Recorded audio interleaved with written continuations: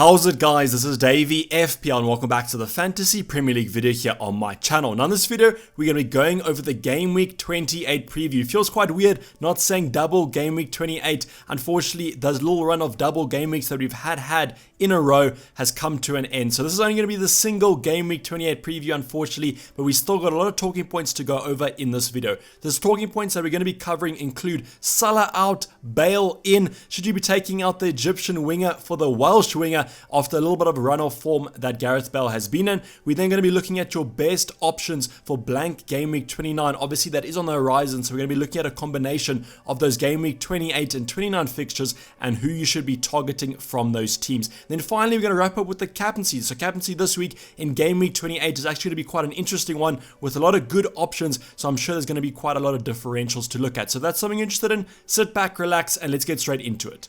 So before we go into the watch list, I wanted to give you guys a reminder that I am recording this on Wednesday afternoon, so we still do have final fixture, which is Man City versus Southampton. So take a look at that. Obviously, with the news, we can't talk about the options that will be starting in that lineup. My kind of recommendation to you would be just look at that Man City lineup tonight, and whoever doesn't start could be quite a good captain for that Game Week 28. So it's a little bit of a weird one. Tonight, you almost don't want your options to start, or you do want them to start, because if they don't start, you can captain them for this weekend. But if they do start, there is the potential for you to get an improved green arrow if you do have a red one. So a little bit of a weird situation, but just monitor that situation with the injuries, the game time, etc. Then there also is Champions League football tonight for Liverpool, so just monitor that. I don't think many people are going to be looking at Liverpool, but if they go and put in a good performance, maybe it would just edge you towards keeping Salah, or maybe if Diogo Jota absolutely bangs as he is on our watch list, then you might be looking at bringing him in. But that's enough of the reminders. I wanted to just tell you guys so that you're not in the comments down below saying, why didn't you do this after Man City game? But we will be doing the team selection tomorrow, so stay tuned for that. But on the watch list, we have 3 players here. I've got one new addition. The first one's the boring one. It's Jack Grealish. He's been on our watch list for quite a couple game weeks now, but I'm just waiting for him to come back from this injury that he's had. His price just keeps on dropping there, so that's only making him a better budget option when we finally do want to look at him.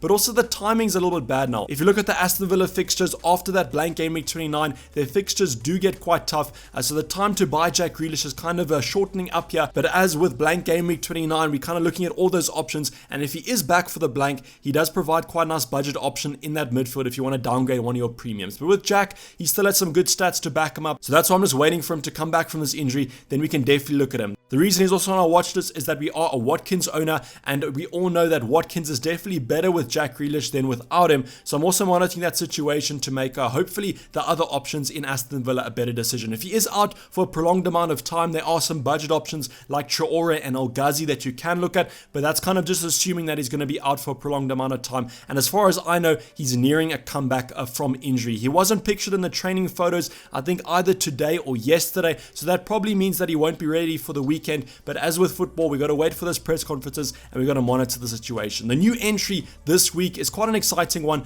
Might be a little bit more of a conservative exciting one, but it's Azpilicueta from Chelsea at 5.7 million, cheaper than he's been in previous FPL seasons. But the thing is, his attacking threat has kind of gone down a lot. So I think that price is quite a good price for him, as with only 1 goal and 1 assist. You can see there by the stats, his attacking returns have definitely dropped. But the thing that I like about Chelsea and Azpilicueta as a whole is that he's been one of the best performers recently under that new Chelsea manager. And that's just because under the new manager, defensively, they've definitely improved. And as one of the most nailed defenders in that backline, he provides a nice little entry into hopefully a couple of clean sheets and probably not too many attacking returns. If Alonso was nailed, I'd definitely be looking at him, but we've seen with the new Chelsea manager likes to rotate Ben Chilwell, Reece James in and around that starting 11, so we don't really know if Alonso is going to be nailed, and that's why I haven't looked at him, because Alonso is the best combination between defense and attack. But with him not being nailed, I don't really want to take that risk. But with Azpilicueta, definitely look at him if you are considering another option. And with Man City's kind of constant rotation in that defense,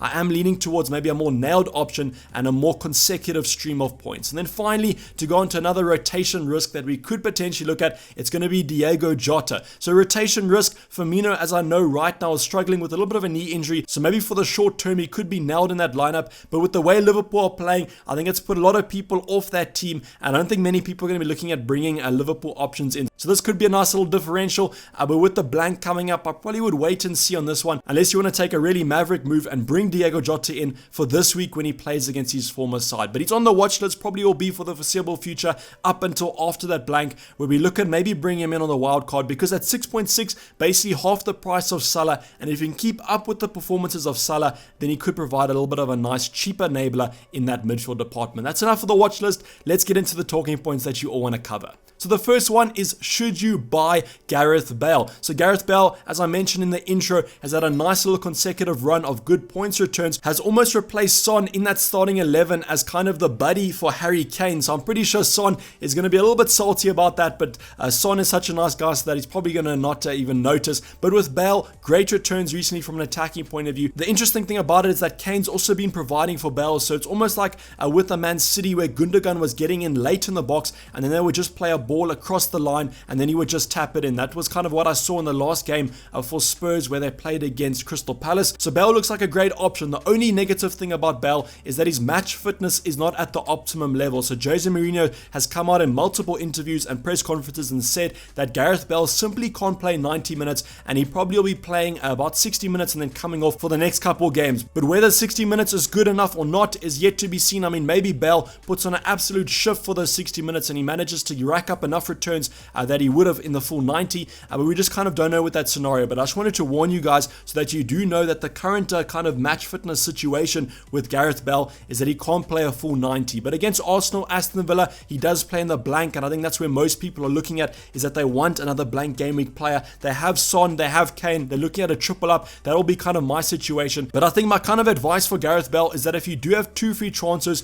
and you don't know what to do with one of them, I definitely will be looking at Gareth Bale. But with other options and with the fixture coming up against Arsenal, those North London derbies are usually quite close, so that could be quite a closely contested game, and maybe Bale doesn't get the returns that he could have. Maybe give it one more week against Arsenal, see if he's actually back. Maybe he gets more minutes this week, and then against Aston Villa get even more. So that's kind of my opinion on Bale's, and I'm probably going to be looking at him next game week and not this game week. But if you're going to take a little bit of a punt, maybe look at a differential captain, then you can consider Bale. But for my own personal team, probably a wait and see. But as I mentioned, if you have a transfer to burn, if you need transfers to make, then definitely look at him. But I think with the upcoming fixture, we're going to be talking about Salah. We might not look at the maximum return for game week 28. So talking of Salah, should you sell Salah? And the reason why I wanted to talk about these 2 players after each other is I'm pretty sure a lot of people are considering Salah to Gareth Bale. My opinion on that is that I'm probably going to be keeping Mo Salah for another week. I know we've kept him for so many weeks where he hasn't returned, but that little bit of patience I think might pay off. If you remember in the previous fixture of Wolves versus Liverpool, Liverpool put on a good performance there. I know that this current Liverpool side is almost a shadow of the side early in the season, but I still think that there is a potential for Mo Salah to hopefully get something out of this game. The other thing is that with Roberto Firmino out injured right now with a knee injury, I don't think there's going to be much rotation in that front 3. Touch wood there. Imagine if Klopp plays Origi and Shaqiri against Wolves, but I don't think that's going to be the case. Monitor the situation tonight with that Champions League fixture. If Mo Salah looks better, if Liverpool look better, I think it might be worth just keeping Mo Salah for another game week and then take him out before the blank. So that's what I'm going to be doing before the blank at game week 29. I'm going to be shipping Salah out, almost using him as a little bit of a cash bag there, so I can get the maximum money out of him and then upgrade another department. So I'm going to be waiting one game week and then I'm going to be looking maybe at a Gareth Bale, maybe an Aubameyang. But with Mo Salah, it gives you that kind of flexibility because he's just so expensive. So my own opinion is that I probably would be giving Mo Salah another game week. If you want to take him out, if you have a transfer to burn and you need to take him out, then you can do that. But I think there could be a little bit of a potential there in game week 28 for Liverpool to do well against the Wolves, and hopefully Mo Salah repays the patience in us. I know it's quite annoying owning Mo Salah. Last game week we took out Fernandes, which looks like a wrong decision. We probably should have taken out Mo Salah. So hopefully that, as I said, that patience pays off. But I don't think it's the worst option in the world going into that game week 28. Your opinion is probably a lot different to mine. Let me know down below in the comments if you're going to be taking Mo Salah out, if your patience has worn thin and you want to take out the Egyptian winger maybe for a little bit of another downgrade / upgrade. So now going on to the fixtures. Now what we're going to be doing is I wanted to give you guys my opinion on the game week 28 and the game week 29 fixtures. So these are going to be the transfers that you should be using this week. So why I did this is that we're all looking at those blank game week 29 fixtures, but who has a good fixture in game week 28 as well, so you can get the maximum amount of points out of those transfers. So what I did was I went onto Fantasy Football Hub and I went onto their fixture ticker and I've gone for all the teams that have a blank game week 29 fixture, and then I ranked them according to attack. The defense is probably going to be a little bit similar. I think that could come down to a little bit more of an interpretation, but I wanted to focus on the attack because I always favor the attack because I think that the ceiling is a little bit higher on the attack side of things. So as you can see on screen there, there on the figure, Brighton have the highest rated fixtures with a Game Week 28 fixture against Southampton and then a blank Game Week 29 fixture against Newcastle. I agree with that. I think those two fixtures look quite good. I think from a defensive and an attacking point of view, those fixtures look like really nice fixtures for that Brighton side, a side that defensively has looked a lot stronger recently. So I think that from a defensive point of view, you got a little bit of faith in there. I know they've been losing their clean sheets quite cheaply recently, but I still think those underlying defensive stats still look pretty strong. And then the second team is going to be Fulham, which actually looks quite weird there. They've got a Game Week 28 fixture against Man City, and then they face Leeds in Game Week 29. So I wouldn't be making this transfer this week.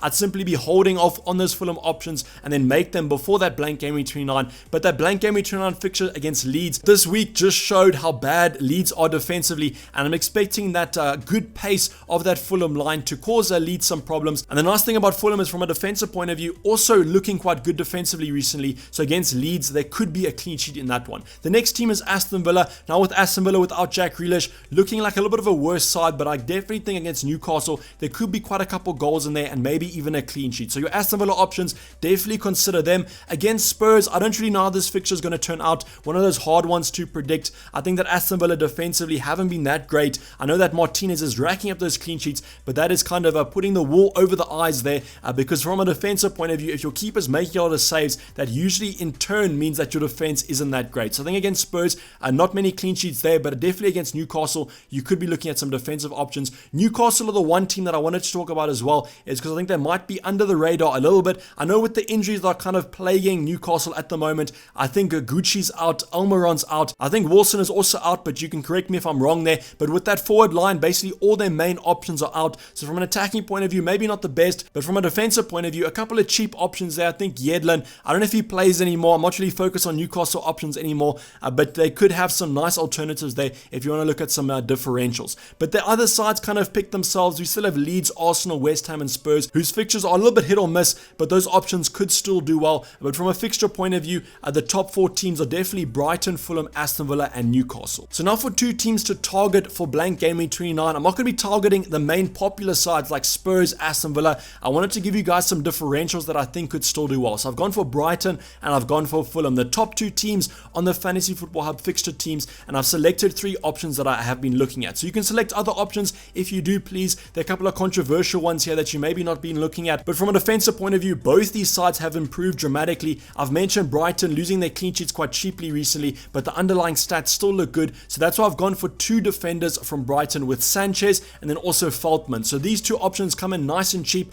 I think that Sanchez is about 4.5 and then Veltman is about 4.3. So nice budget options, not too much risk in those budget defenders, but I still think they have the potential to do quite well. Then finally, from an attacking point of view, I've gone for Trossard from Brighton, just because with more pay, from a forward point of view, there's a lot of forwards that we're already considering, the likes of Harry Kane, Watkins, Bamford. All three of those are kind of filling up those forward spots. So I've gone for a midfielder in this case, so that you can go for some variation in that attack. So Trossard, the stats with him and Morpay are pretty similar, similar point returns over this entire season, and I think from an attacking point of view, not too much between them. So you can go for either of the two options, but as I mentioned, I've just gone for a midfielder from Brighton in this case. Then going on to the defense of Fulham, so I've gone for Areola here, similar to Sanchez at that 4.5 million mark, and the nice thing I mentioned is that Fulham defensively have also been looking quite strong. So Areola could almost be a season keeper if you want to go for a nice cheap option. And then I've gone for Lookman from a midfielder point of view, because from a budget point of view, I don't think there's many better options at that price point. And then finally, from a forward point of view, I've gone for Maja. So the new striker that came, I think it was from League One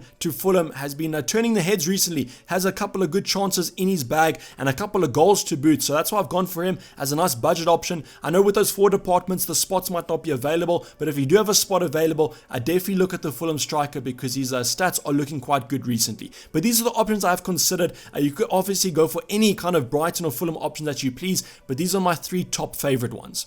So now going into the captaincy, and as I mentioned in the intro, I think this week is going to be really interesting from a captaincy point of view. I think we're going to have a massive captaincy ownership this week, not like this week with Gundogan. I think he had about 160% in the top 10k. I think the captaincy is going to be quite split. You're obviously going to have your good options like your Kanes, your De Bruynes, your Fernandezes, who a majority of people will captain, but there are a couple of nice differentials that I've looked at, and the main differential that I've seen is going to be Jamie Vardy. So against Sheffield United at home, I think that he has a great potential to maybe outscore for the other options. And with the ownership this week going to be quite split between that captaincy, I think the differential aspect could come into play. De Bruyne is still owned by a lot less people, but I can't really predict with him. Basically with the Man City options, look who starts tonight, and then whoever doesn't start, they should pretty much start against Fulham, and then you can look at them. But the thing about Fulham is from a defensive point of view, they've looked a lot stronger, but this is Man City, the league leaders. I know against United might have been a little bit of a blip there, but I think that definitely against Fulham they should get a comfortable win. I'm not thinking a super high scoring win, but definitely maybe a 2-0 or a 3-0.